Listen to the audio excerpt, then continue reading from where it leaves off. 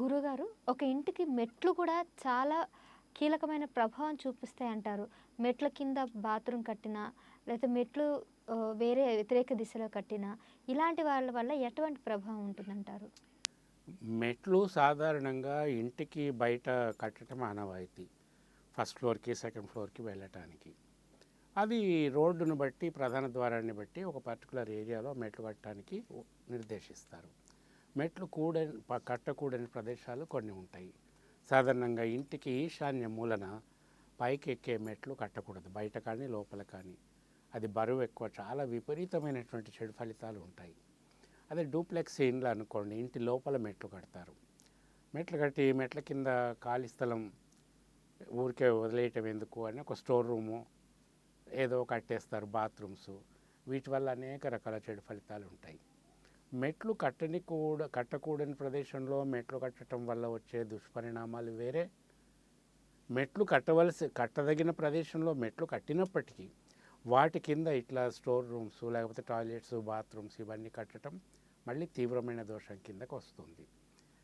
మెట్లకి సంబంధించి మళ్ళీ ఎక్కేటప్పుడు ఏ విధంగా ఎక్కాలి, దిగేటప్పుడు ఎటు అభిముఖంగా దిగాలి, వీటికన్నిటికి కూడా వాస్తులో మనకి నియమాలు ఉన్నాయి. ఎప్పుడైనా మెట్లు ఎక్కేటప్పుడు ఫస్ట్ మనం మెట్లు ఎక్కే దిశ ఉత్తరానికి అభిముఖంగాను, తూర్పుకి అభిముఖంగా ఉండకూడదు. మెట్లు ఎక్కేటప్పుడు మన ముఖము దక్షిణానికి అభిముఖంగా ఉండాలి, లేదా పశ్చిమానికి అభిముఖంగా ఉండాలి. అంటే మెట్లు ఎక్కేటప్పుడు మొదటి వరుస దక్షిణానికి ఎక్కాలి, లేదా పడమరకి ఎక్కాలి.